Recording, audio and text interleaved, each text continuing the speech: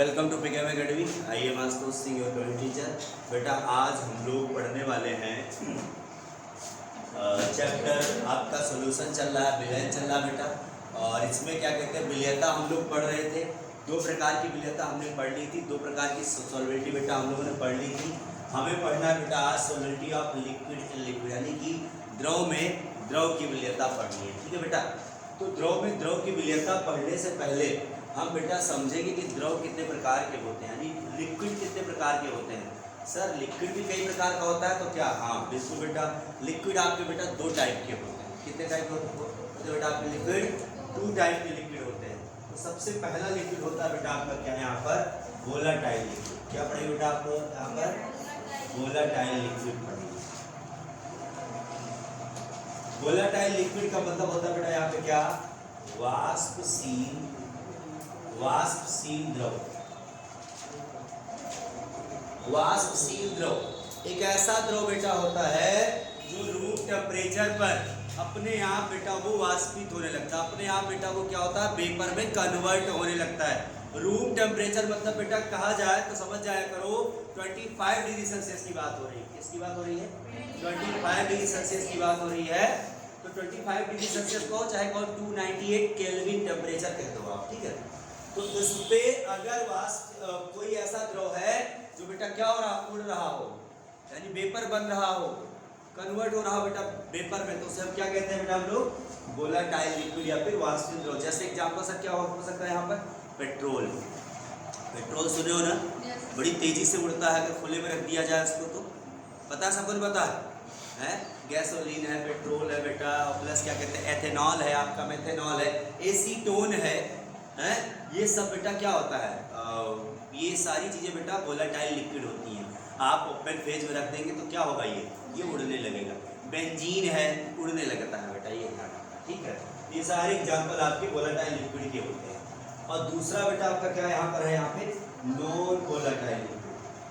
Non volatile liquid यानी बेटा अवाष्पशील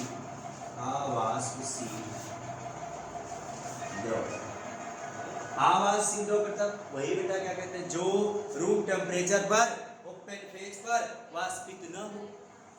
जैसे केरोसिन होता है, केरोसिन रूम टेम्परेचर पे वाष्पित नहीं होता। जैसे आपका मस्टर्ड ऑयल है, तो सरसों का तेल घर में जो होता है, क्या वो उड़ता है? क्या नहीं उड़ता, सिंपल सी बात है कि नहीं।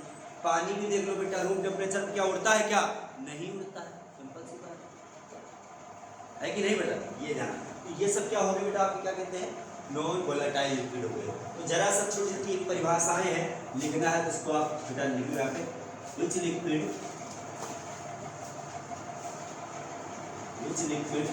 दैट कैन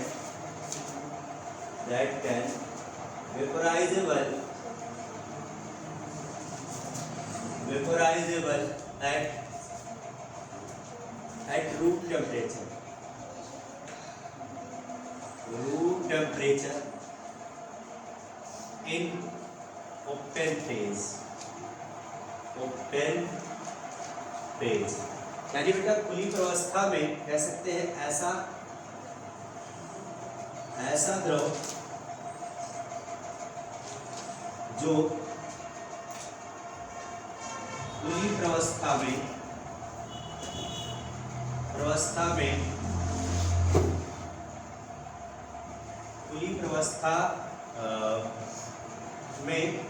कमरे के तापमान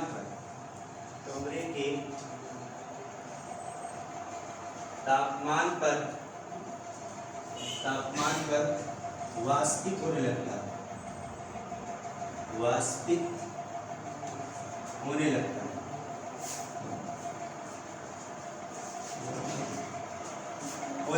उसे क्या कहते हैं बेटा हम लोग यहाँ पर? वाष्पशील द्रव कहते हैं उसको। क्या बोलते हैं बेटा उसको हम लोग? वाष्पशील द्रव बोलते हैं, ये ध्यान रखना बेटा। एग्जाम्पल की बात कर लो आप, क्या एग्जाम्पल है इसका? जैसे पेट्रोल ले लो बेटा आप, बेंजीन है, एथेनॉल है, एसीटोन है, ये सारे एग्जाम्पल्स बेटा आपके हैं। मेथेनॉल भी कह सकते हैं आप, ये सब बेटा रूम टेम्परेचर अगर ओपन फेज में रखे हैं आप तो क्या होगा बेटा, ये उड़ने लगेगा, यानी कि वाष्पित होना स्टार्ट हो जाएगा। पेट्रोल को भी हिंदी में बेटा सब लिख डालो ऐसे, petrol, benzene, ethanol, acetone, methanol, हैं, गैसोलीन, बहुत सारे एग्जाम्पल हैं आपके हैं। गैसोलीन हो जाता है, गैसोलीन एक पेट्रोलियम का ही एक पार्ट होता है बेटा आपका, ठीक है, ये ध्यान रखना। तो वोलेटाइल लिक्विड क्या होता है बेटा, एक ऐसा द्रव जो खुली अवस्था में कमरे के तापमान पर वाष्पित होने लगता है, यानी वेपर में कन्वर्ट होने लगता है बेटा, वही क्या होता है आपका वोलेटाइल लिक्विड होता है। सिंपल सी बात, जो वेपराइजेबल होता है रूम टेम्परेचर पर ओपन फेज में, क्या होता है आपका वोलेटाइल लिक्विड होता है, होने लगता है। एग्जाम्पल आपके सामने, नॉन वोलेटाइल लिक्विड की अगर बात करा जाए बेटा, यहाँ पे अवाष्पित द्रव की बात करा जाए तो ये वही कहानी उल्टा हो जाएगा बस। विच liquid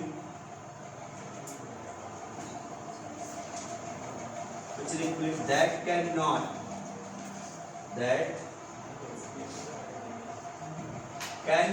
vaporizable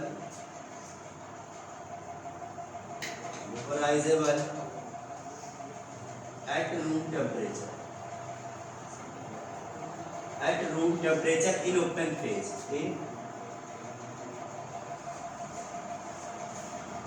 open phase, example आप कोई भी बेटा, कोई मिनरल ऑयल ले लो आप, कोई मिनरल ऑयल ले लो आप, हैं, mustard oil, original oil, kerosene, ये सारे एग्जाम्पल्स है बेटा। सल्फ्यूरिक एसिड ये सब वेपराइजेबल नहीं होता, ठीक है। और मस्टर्ड ऑयल और क्या कर सकते हो, केरोसिन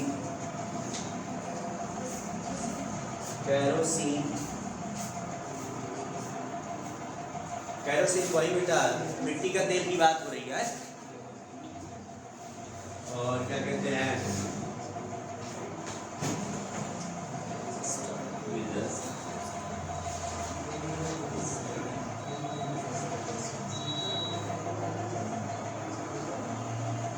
यही सारी चीजें हैं बेटा, ठीक है। नोट कर लो इसको बेटा फटाफट आप लोग, समझ में आएगा नहीं। वोलेटाइल जोड़ता है रूम टेम्परेचर पर, नॉन वोलेटाइल जो नहीं उड़ता रूम टेम्परेचर पर, सिंपल सी बात, ठीक है। तो दोनों लिक्विड का काम आने वाला है बेटा, ये जो सॉलिबिलिटी हम आपको पढ़ाएंगे, ठीक है। नोट करो फट से। फिर अभी एक टर्म आपका आ रहा है बेटा, वेपर प्रेशर पढ़ाएंगे। वेपर प्रेशर क्या होता है बेटा, इसका हिंदी यही लिख लेना आपको, ठीक है। ऐसा द्रव जो खुली अवस्था में कमरे के तापमान पर वाष्पित नहीं होता है, दैट्स इट, ठीक है बेटा। ये ऐसा द्रव जो कमरे के तापमान पर वाष्पित नहीं होता है खुली अवस्था में बेटा, वो क्या होता है आपका अवाष्पशील द्रव होता है, अवाष्पशील द्रव होता है, ठीक। नोट कर लो।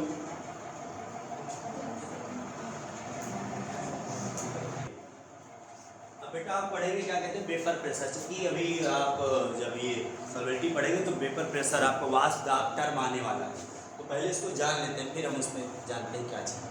तो वाष्प दाब क्या होता है बेटा, देखो ध्यान से, एक ऐसा दाब है जो वाष्प द्वारा द्रव के सतह पर लगाया जाता है। मैंने क्या कहा, ऐसा दाब जो किसके द्वारा लगाया जा रहा है बेटा, वाष्प के द्वारा। और वाष्प किसका बनेगा अभी बताओ, वाष्पशील द्रव का, यानी वोलेटाइल लिक्विड का ही तो वेपर बनेगा जी। तो वोलेटाइल लिक्विड का जो वेपर बन रहा है वो वेपर ही क्या कर रहा है, लिक्विड के सरफेस पे प्रेशर जो एग्जर्ट कर रहा है, जो प्रेशर लगा रहा है, उसी प्रेशर को हम क्या कह रहे हैं, वेपर प्रेशर कह रहे हैं। सिंपल सा मतलब समझो कहानी, ध्यान देना। एक मान लो एक ऐसा कंटेनर है, पात्र है बेटा, बर्तन है, जिसमें आपने एक ऐसा द्रव रखा है, जो कैसा द्रव बेटा ये आपका है, ये है वोलेटाइल लिक्विड। क्या बेटा, वोलेटाइल लिक्विड मतलब वाष्पशील द्रव। कैसा द्रव बेटा ये है, वाष्पशील द्रव इसमें रखा है, मान लो पेट्रोल ही रख दिया, ठीक। अब क्या होगा, ध्यान देना यहाँ पे। अब पेट्रोल क्या करेगा, पेट्रोल तो उड़ता है सर जी, उड़ता है ना जी, बोलो। तो उड़ करके क्या करेगा यहाँ बेटा, बताओ सब लोग, यहाँ इसके गैस के मॉलिक्यूल यहाँ आ जाएंगे, बोलो हो, ऐसा होगा नहीं होगा, गैस के मॉलिक्यूल यहाँ आ गए, यहाँ पे आ गए। अब और बेटा देखो ये क्या है बताओ, ये बंद है, सिस्टम कैसा है, बंद है। अब ये वेपर क्या होगा, बाहर तो निकल नहीं पाएगा। अब वेपर क्या करे बेटा ना, एक समय ऐसा आएगा बेटा ना कि जितना मतलब ये वेपर लगातार लगातार लगातार लगातार बनता रहेगा, और बनता रहेगा तो इतना ज्यादा बन जाएगा बेटा ना कि अब रिटर्न में क्या होगा, यही जो वेपर है वो बेटा लिक्विड में फिर से कन्वर्ट होना हो जाएगा। क्या होगा, लिक्विड में कन्वर्ट होना स्टार्ट हो जाएगा। मतलब इससे क्या आ जाएगा बेटा, यहाँ पे डायनेमिक इक्विलिब्रियम आ जाएगा। मतलब जितना वेपर में ये लिक्विड के पार्टिकल मतलब जितना लिक्विड के पार्टिकल वेपर बनेंगे, मतलब जितना बेटा क्या कहते हैं आपके पेट्रोल या फिर जो वाष्प द्रव के जो कण है वो जितना बेटा वाष्प बनेगा उतना ही वाष्प किसमें कन्वर्ट होना स्टार्ट हो जाएगा, बोलो, द्रव के कण में स्टार्ट होना हो जाएगा। ये ध्यान, मतलब वाष्प द्रव बनेगा, द्रव ऐसे हो जाए, ध्यान रखना। ये जो द्रव है ये क्या होगा, एक बार क्या बनेगा, वाष्प बनेगा, और यही फिर वाष्प क्या बनेगा बेटा यहाँ पे, द्रव। तो ये प्रोसेस होता रहेगा, द्रव वाष्प वाष्प द्रव, द्रव वाष्प वाष्प, इस तरीके से इक्विलिब्रियम स्टेज आएगा। इक्विलिब्रियम मतलब क्या, डायनेमिक इक्विलिब्रियम, मतलब वही वाली कहानी हो गई बेटा। डायनेमिक इक्विलिब्रियम की बात अगर करी जाए, क्या कहते हैं कि मान लो कोई लखनऊ में मॉल चला गया, लुल्लू मॉल की बात कर लेते हैं, अब वहाँ चले गए तो जितने लोग भाई एंट्री कर रहे हैं उतने ही लोग एग्जिट भी कर रहे हैं। सिंपल सी बात, मतलब 50 लोग आ रहे हैं 50 लोग जा रहे हैं, 50 लोग आ रहे हैं 50, मतलब जाना आना क्या है, लगा है ना, जितने आ रहे हैं उतने जा रहे हैं। तो ये क्या है, वहाँ उस मॉल का जो मतलब बेटा जो जनसंख्या है वो क्या है, कांस्टेंट बनी है ना, लेकिन आवागमन लगा है ना जी। तो वही यहाँ हुआ कहानी, क्या कहते हैं, तो जितना द्रव बन रहा है वाष्प में उतना वाष्प किसमें कन्वर्ट हो रहा है, द्रव में। ये इसी स्थिति पर, इसी सिचुएशन पे जितना प्रेशर इसके द्वारा लगाया जा रहा है, इसके द्वारा बेटा यहाँ पर इस वाष्प के द्वारा किस पर लगाया जा रहा है बताओ, यहाँ पर लिक्विड के सरफेस पर। ये क्या कर रहा बेटा, ये प्रेशर लगा रहा है, क्या कर रहा है बेटा यहाँ पे, जो प्रेशर लगा रहा है इस लिक्विड के फेज पर, ये जो प्रेशर लगा रहा है इसी प्रेशर को हम क्या कहते हैं बेटा, हम लोग वाष्प दाब वेपर प्रेशर है। सिंपल सी बात, ठीक है ना। सिंपल सी बात अगर कहीं क्या कही जाए तो एक बंद निकाय में जब किसी वाष्प द्वारा द्रव के सतह पर जो दाब लगाया जाता है एक कांस्टेंट टेम्परेचर पर, निश्चित तापमान पर, तो उसी दाब को हम क्या कहते हैं बेटा, हम लोग वाष्प दाब कहते हैं। सिंपल सी बात है, वाष्प द्वारा द्रव की सतह पर लगाया गया दाब क्या होता है बेटा, वाष्प दाब होता है। बस इसी को सही तरीके से आपको लिखना है यहाँ पर कि एट कांस्टेंट टेम्परेचर, पहले कांस्टेंट टेम्परेचर, पहली बात eight constant temperature and in dynamic equilibrium, dynamic equilibrium state, pressure exerted on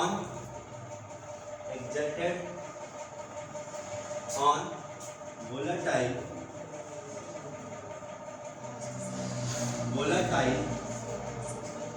liquid surface by its vapor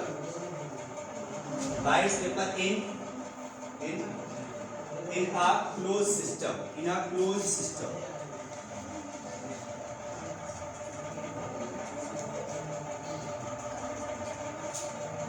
बेटा लिखो यहाँ पे हिंदी में, निश्चित तापमान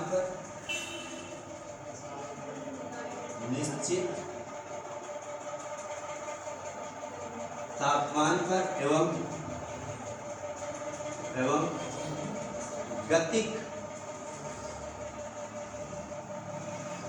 साम्यावस्था पर, निश्चित तापमान पर एवं गतिक साम्यावस्था पर किसी बंद निकाय में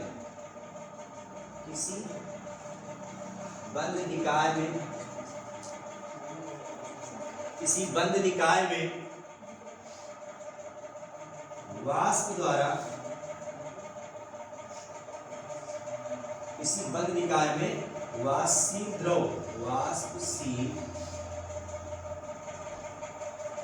द्रव के वाष्प द्वारा वाष्प द्वारा द्रव की सतह पर लगाया गया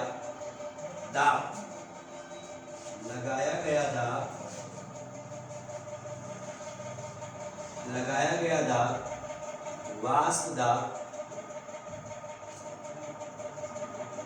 कहलाता है। यानी इस स्थिति में बेटा यहाँ लिक्विड वेपर में और वेपर लिक्विड में ये है डायनामिक इक्विलिब्रियम। तो at constant temperature and in dynamic equilibrium state pressure exerted on volatile liquid surface by its vapour, इसका वेपर वोलेटाइल लिक्विड का ही vapour in a close system it's called as, लिख लो आगे बेटा, it's called as vapour pressure, called as vapour pressure.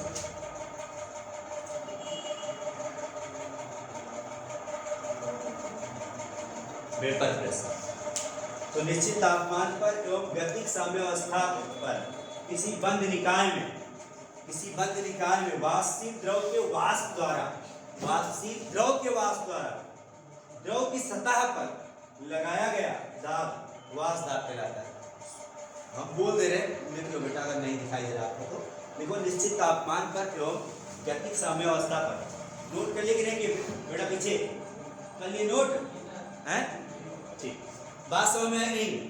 बताओ पहले, वाष्प आगे समझ बेटा ना, ये ध्यान, सिंपल सी बात है भाई। वाष्प द्वारा द्रव की सतह पर जो दाब लगता है वही क्या होता है? वाष्प दाब होता है। एक छोटी सी लाइन में एक कंडीशंस होती है। कंडीशन क्या क्या कंडीशन बताओ? टेम्परेचर कैसा होना चाहिए? कांस्टेंट। स्टेट कैसा होना चाहिए? साम्यावस्था यानी इक्विलिब्रियम स्टेट होना चाहिए। ये दो चीज कंडीशन। और सुनो, ओपन फेज नहीं, क्लोज सिस्टम होना चाहिए। ये तीन कंडीशन, नहीं तो वेपर बन के उड़ी जाएगा, प्रेशर का लगेगा भाई, समझ रहे हो ना? ये ध्यान रखो। चलो, तो आई हो बेटा, volatile liquid, non volatile liquid, vapour pressure, आप ये तीनों चीजें कंफर्म कर लेंगे, ठीक है ना? अब हम बढ़ते हैं बेटा, हम लोग इस पे क्या कहते हैं, अब विलेयता पे हम बढ़ते हैं बेटा। तो अब हेडिंग आप फिर से डाल दीजिए, क्या कहते हैं कि एक द्रव ऐसा डालो, क्या कहते हैं बेटा आप, कि वाष्पशील द्रव में विलेयता, वाष्पशील द्रव में विलेयता। और फिर उसके नीचे बेटा आपको हेडिंग डालनी है राउल्ट्स लॉ। चलो, अब बेटा हम लोग पढ़ने वाले यहाँ पर एक बेटा विलेयता पढ़ेंगे हम लोग, क्या कहते हैं, वाष्पशील द्रव में वाष्पशील द्रव की विलेयता। मतलब बेटा सॉल्वेंटली आप volatile liquid in volatile liquid. तो बेटा वोलेटाइल लिक्विड में जो क्या कहते हैं सॉल्वेंटी होती है, उसको एक्सप्लेन करने के लिए बेटा कौन सा आते हैं? राउल्ट जी आते हैं। तो राउल्ट के नियम को समझने से पहले हम समझते हैं बेटा, मान लो क्या कहते हैं, कोई एक क्या कहते हैं सॉल्यूशन है। अब सॉल्यूशन जो बनाया गया बेटा ना, मान लो क्या कहते हैं, ये एक ए टाइप का, मान लो इसमें कैसा बेटा लिक्विड है आपका, यहाँ पर ए टाइप का है।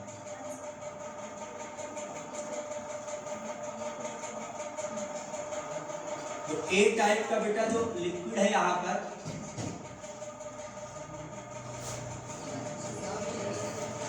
बंद है सिस्टम बेटा यहाँ पे। तो ए टाइप के जो ए टाइप का बेटा जो यहाँ पे सॉल्यूशन है, यहाँ को सॉरी यहाँ बेटा मान लो कोई सॉल्यूट हो गया या फिर एक कंपोनेंट हो गया, क्योंकि विलयन जानते हो आप, कम से कम 2 कंपोनेंट होना चाहिए, सॉल्यूट या तो सॉल्वेंट बेटा। तो मान लो ए हो गया, मान लो बेटा सॉल्यूट, और बी को मान लेते हैं बेटा क्या, सॉल्वेंट मान लेते हैं, जिसमें बी की ही बॉन्डिंग है, जिससे बेटा बी वाले ही मॉलिक्यूल यहाँ पे है।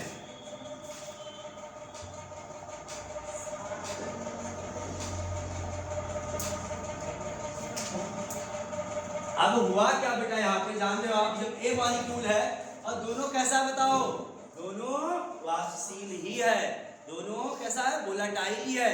अब वोलेटाइल की खास बात क्या होता बताओ बेटा, यहाँ पे कि वेपर बनाएगा बेटा, वेपर ना, वेपर जब बेटा ये बनाएगा तो यहाँ पे जो गैस के जो मॉलिक्यूल होंगे, जो वेपर मॉलिक्यूल होंगे वही मॉलिक्यूल क्या करेंगे बेटा, यहाँ पर इस पे कुछ ना कुछ प्रेशर क्रिएट कर रहे होंगे, कर रहे होंगे, इस सतह पे बेटा कुछ ना कुछ प्रेशर क्रिएट कर रहे होंगे। यही तो एक का क्या होगा, वेपर प्रेशर होगा ना जी। ध्यान दो यहाँ पर, यहाँ जाओ आप, इसके भी द्वारा बेटा सेम कहानी होगी, ठीक है।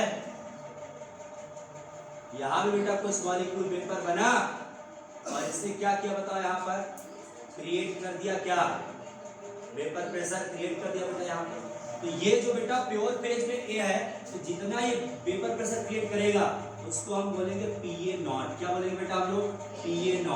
और यहाँ बेटा जो करेगा वेपर प्रेशर उसको हम बोलेंगे बेटा क्या हम लोग, PV0, जो प्योर फेज पर होता है, ये ध्यान। अब हमने क्या किया, दोनों को मिक्स कर दिया। जैसे ही दोनों को बेटा मिक्स कर दिया, ठीक है, तो क्या बन जाएगा बेटा, यहाँ पे आपका सॉल्यूशन बन जाएगा। यानी अब इस बार बेटा AB के मॉलिक्यूल आ जाएंगे, AB में क्या हो जाएगा बेटा, बॉन्डिंग हो जाएगी यहाँ, ठीक है। अब जैसे यहाँ पे जो मॉलिक्यूल होगा बेटा, यहाँ पे जो लिक्विड के मॉलिक्यूल होंगे, अब उनमें जो प्रेशर होगा, समझना बहुत ध्यान से, यहाँ किसके कारण प्रेशर हो रहा है, केवल A मॉलिक्यूल के कारण। यहाँ किसके कारण हो रहा बेटा, B मॉलिक्यूल के कारण। यहाँ किसके कारण होगा प्रेशर बताओ, A और B दोनों के लिए होगा, दोनों के कारण यहाँ प्रेशर क्रिएट हो रहा होगा। यहाँ जो बेटा प्रेशर क्रिएट होगा तो किसके कारण होगा बेटा, यहाँ पे दोनों के कारण से होगा। सिंपल से दोनों, मान लो ये A है ये B है, ये A है ये B है, तो दोनों के कारण बेटा इसमें प्रेशर क्रिएट होगा। तो इसी प्रेशर को मेजर करने के लिए राउत साहब बताते हैं कि कैसे इसका प्रेशर मेजर करेंगे आप। राउत और वो बताते हैं बेटा, क्या कहते हैं कि ये जो टोटल प्रेशर अब आएगा वो टोटल प्रेशर किस पे डिपेंड होगा बेटा, यहाँ पे A और B दोनों कंपोनेंट पे डिपेंड होगा। और दोनों कंपोनेंट का जो प्रेशर है वो किस पे डिपेंड होगा, वो किस पे होगा डिपेंड, उसका वेपर प्रेशर किस पे बेटा डिपेंड होगा, वो डिपेंड होगा कि इसमें दोनों के मोल फ्रैक्शन कितने हैं। बात समझना भाई, जो लिक्विड जितना ज्यादा होगा उतना ज्यादा वो वेपर बनाएगा और उतना ज्यादा उसका वेपर प्रेशर क्रिएट करेगा। जो कम होगा वो कम वेपर बनाएगा, कम प्रेशर क्रिएट करेगा।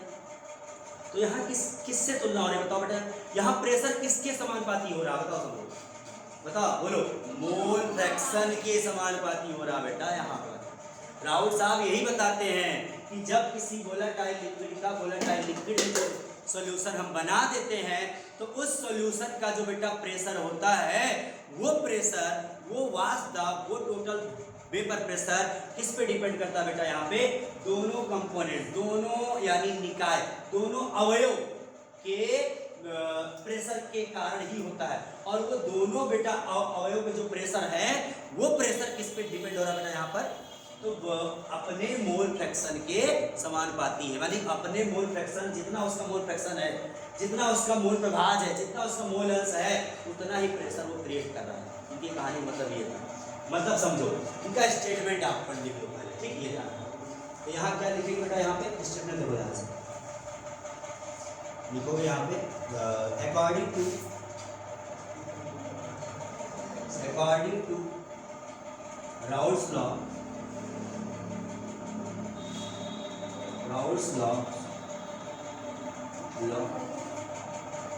इन volatile liquids in solution, आप ऐसा लिखेंगे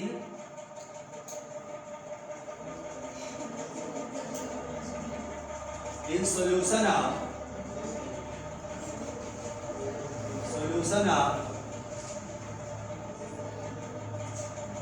volatile liquids, in solution of volatile liquids, the partial vapor pressure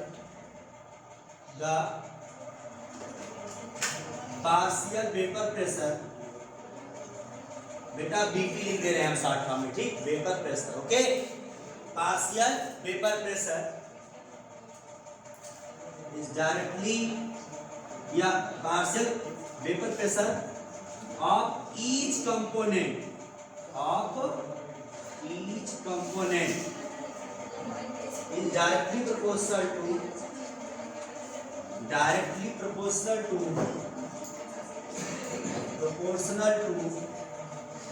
its mole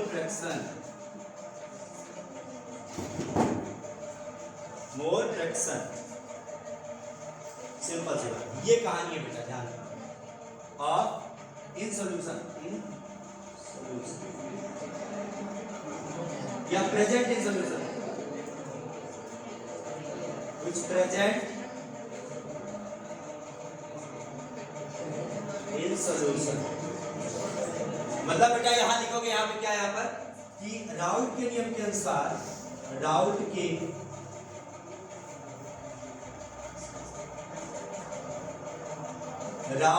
नियम के अनुसार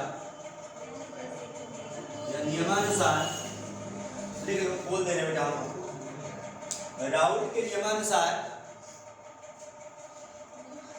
विलयन में नहीं, राउट के नियमानुसार बेटा लिखो यहां पर, वाष्पशील द्रव के विलयन में, वाष्पशील द्रव के, द्रव मतलब दो द्रव है ना भाई, वाष्पशील द्रव के विलयन में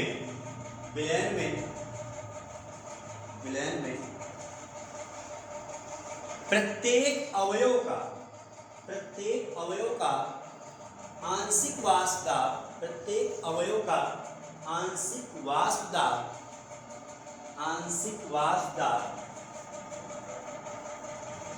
कॉमा लगाओ, विलयन में उपस्थित उनके मोल अंश के, विलयन में उपस्थित उनके मोल अंश के या मूल प्रभाज भी कह सकते हो उसको, मोल अंश या मूल प्रभाज के समानुपाती होता है,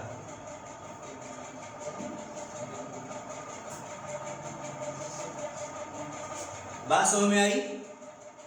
समझना ध्यान से बेटा, यहाँ एक बार फिर से देखो ध्यान से, हमने जो वोलेटाइल लिक्विड वाष्पशील द्रव का जो मैंने विलयन बनाया, ठीक, उस विलयन में, उस सॉल्यूशन में जो प्रेशर क्रिएट हो रहा है by every component, each component, चाहे वो ए हो चाहे वो बी हो, जो इसके द्वारा प्रेशर क्रिएट हो रहा है इसके फेज पर, जो बी द्वारा फेज पर इसके प्रेशर क्रिएट हो रहा है, कौन सा प्रेशर?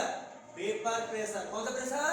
Vapour pressure. जो क्रिएट हो रहा है, जो जनित हो रहा है बेटा, जो निर्मित हो रहा है, वो वेपर प्रेशर उस कंपोनेंट के मोल प्रभाज, मोल फ्रैक्शन के डायरेक्टली प्रोपोर्शनल मतलब बेटा समानुपाती है। सिंपल सी बात यही कहानी कि मोल फ्रैक्शन बढ़ाएंगे तो उसके ए का, मान लो ए का मोल फ्रैक्शन हमने बढ़ाया तो ए द्वारा जो प्रेशर होगा वो बढ़ जाएगा, बी का मोल फ्रैक्शन मैंने बढ़ाया तो बी के द्वारा जो प्रेशर होगा वो बढ़ जाएगा, दोनों के डायरेक्टली प्रोपोर्शनल। ये ध्यान, समझ में बात है ना? ये ध्यान। चलो तो अब बेटा हम क्या कहते हैं, इसके फार्मूले का बेटा हम लोग डेरिवेशन करते हैं, ठीक है। इसका फार्मूला बेटा डिराइव किया जाता है और कभी कभी डेरिवेशन इसका आ भी जाता है, बहुत आसान होता है और एकदम इजीली से हम लोग करेंगे इसको, ठीक है।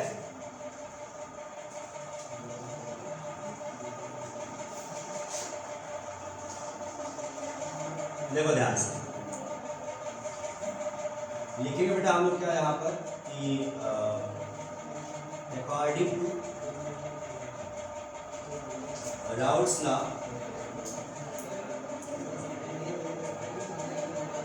Law for component A component के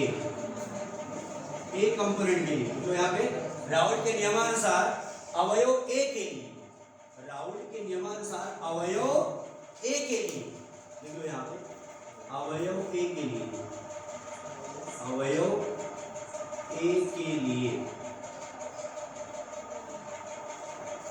राउट के नियम के अनुसार या नियमानुसार अवयव ए के लिए, क्या है अवयव के लिए बेटा? मान लो अवयव ए का जो प्रेशर है, या मान लेते हैं हम लोग, लेट कर लो, लेट PA is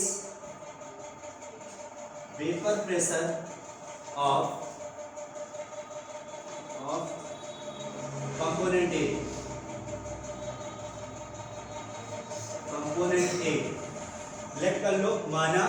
माना पीए अवयव ए का वास्तव विलयन में वास्तव है, विलयन में इन सॉल्यूशन। माना पीए अवयव ए का विलयन में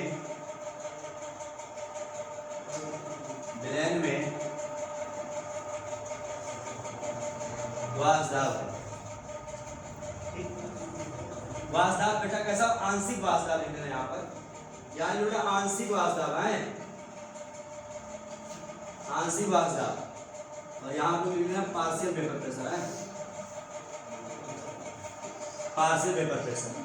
मान लिया हमने क्या, पीए जो है वो अवयव ए कंपोनेंट ए का क्या है बेटा, आंशिक वास्तव मतलब पार्शियल वेपर प्रेशर है। और सुनो बेटा यहाँ पे काई ए भी लिख लो, chi A is mole fraction of what, component ए।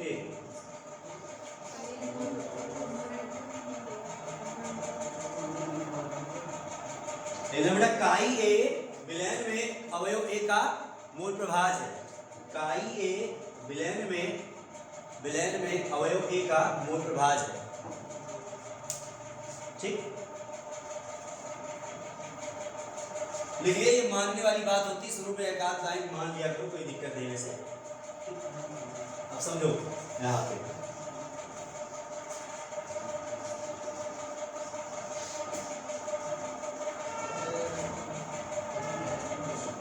अब क्या होगा बेटा, राउल्ट के नियम के अनुसार क्या होने वाला होता है यहाँ पर, P A directly proportional to what, chi A. P A directly proportional to क्या होगा बेटा यहाँ पे, काई ए हो जाएगा। यही तो कह रहा था राउल्ट का नियम कि जो विलयन में जो ए कंपोनेंट द्वारा वेपर प्रेशर होगा वो उसके ही मोल फ्रैक्शन के मोल प्रभाज से क्या होगा, समानुपाती होगा, डायरेक्टली प्रोपोर्शनल होगा। यही तो कह रहा था ना, मेन कहानी यही है बेटा। अब जैसे प्रोपोर्शनल साइन हटाओगे आप, क्या होने वाला बताओ यहाँ पर, P A equal to P A not chi A हो जाएगा। लिख लो बेटा इसको, इक्वेशन फर्स्ट देखो यहाँ पर P A equal to P A not chi A.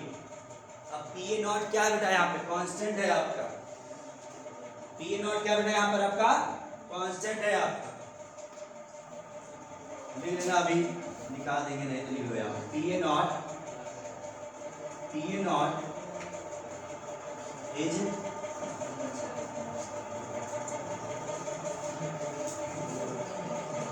P A not is vapour pressure, या फिर ऐसा कहो partial vapour pressure of component A in pure phase, of component A in pure phase. मैंने शुरू बता दिया तो देखो ध्यान से, पी नॉट क्या था बताओ, प्योर फेज में था, जब अकेला था तब वो कितना वेपर प्रेशर क्रिएट कर रहा था, ये ध्यान। तो पार्शियल वेपर प्रेशर ऑफ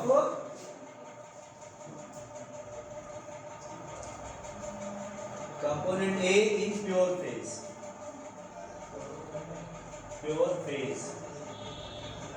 यहाँ पे पी ए नॉट शुद्ध अवस्था में अवयव ए का वास्तव है। पी ए नॉट शुद्ध अवस्था में, शुद्ध प्रवस्था में या शुद्ध अवस्था में पी ए नॉट, जहां पी ए नॉट शुद्ध प्रवस्था में अवयव ए का वास्तव है, अवयव ए का वास्तव या आंशिक वास्तव भी कह सकते हैं। अब इसी तरीके से बेटा हम क्या लिखेंगे यहाँ पे, और कंपोनेंट बी अवयव बी के लिए, अवयव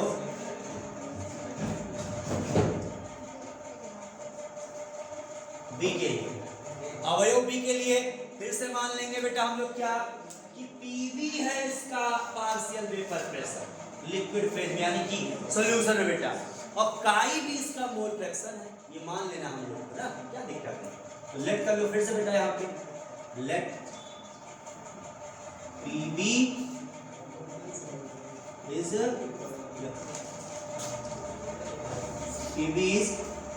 partial vapour pressure of component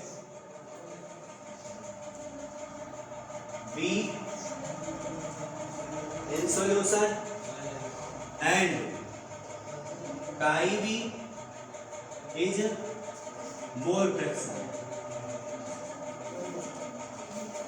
of component B in solution. माना PB विलयन में, PB विलयन में अवयव B का, अवयव B का आंशिक वाष्प दाब है, आंशिक वाष्प दाब है तथा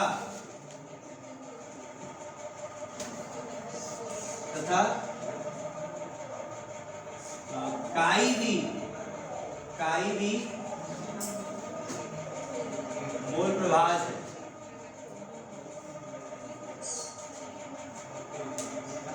तब देखो बेटा ध्यान से यहाँ पे क्या होने वाला है,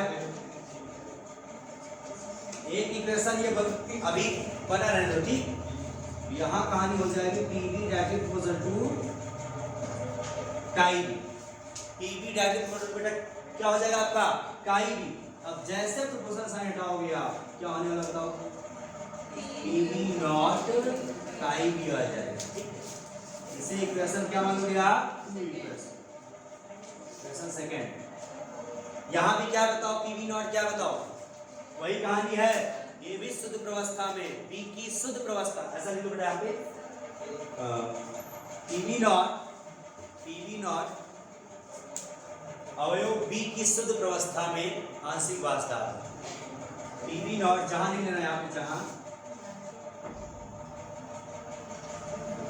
PV नॉट क्या बेटा, PV नॉट अवयव B की शुद्ध प्रवस्था में आंशिक वाष्प दाब है, where PV नॉट इज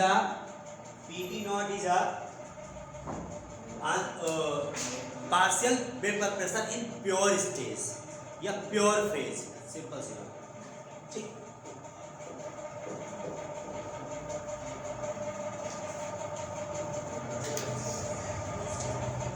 हो गया। इक्वेशन सेकंड है, ये इक्वेशन क्या बता, फर्स्ट। सब कुछ नोट कर लिए, अब केवल इक्वेशन फर्स्ट और सेकंड को ध्यान देना है।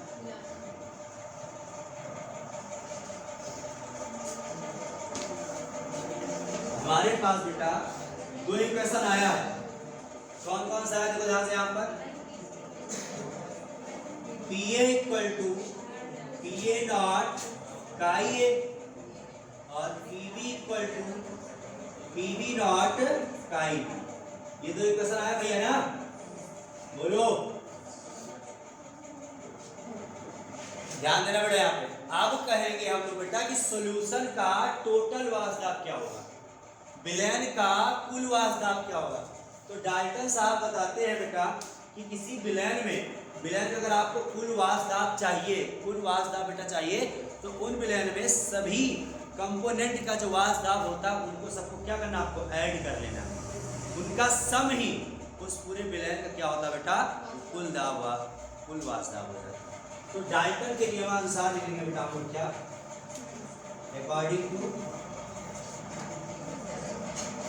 डाल्टन्स लॉ,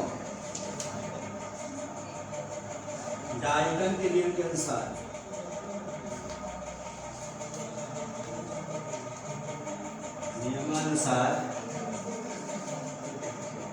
डाल्टन के नियमानुसार बेटा क्या होगा, यहाँ पे विलयन का कुल वाष्प दाब, विलयन का कुल आंशिक वाष्प दाब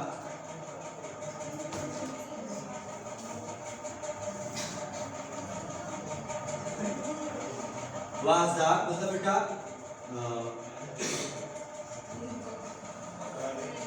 total partial vapour pressure, total partial vapour pressure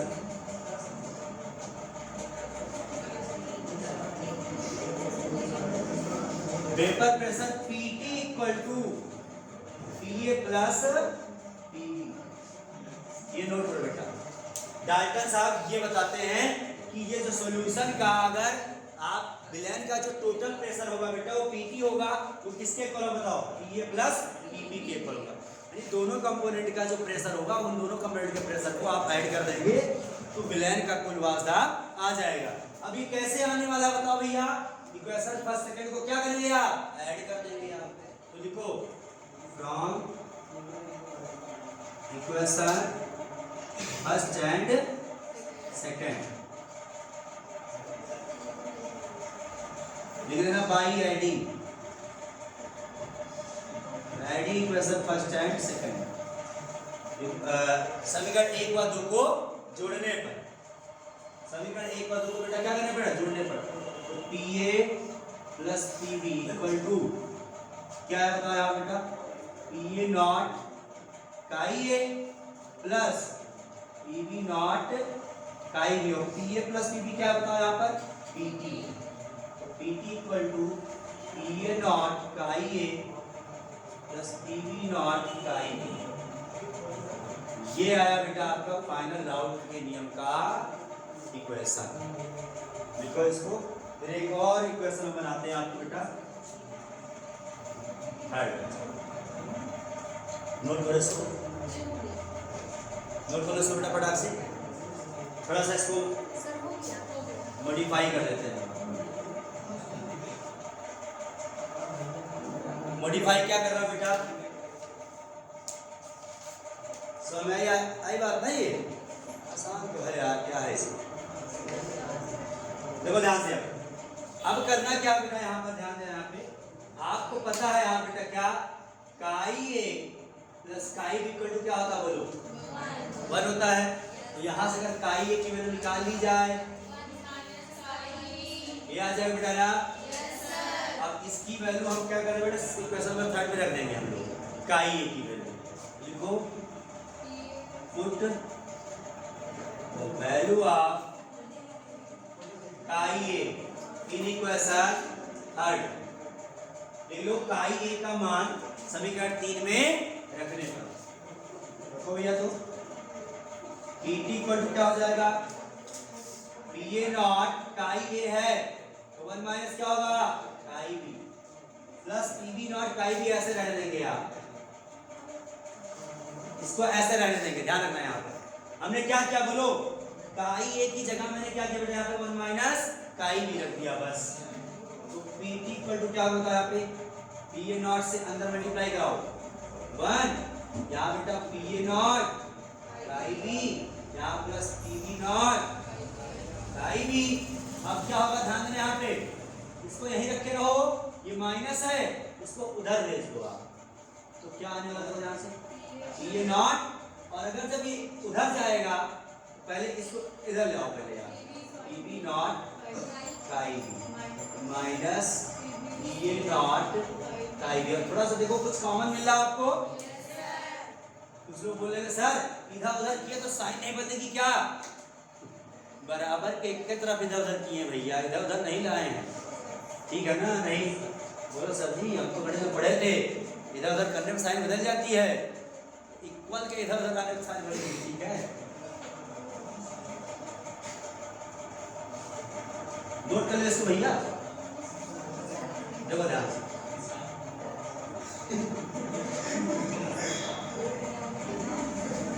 यहां ले लो बेटा कॉमन। क्या कॉमन होता है यहाँ पे? काई बी। अंदर बेटा बताओ क्या बचा बताओ? PB naught minus PA naught. यही आया भैया फाइनल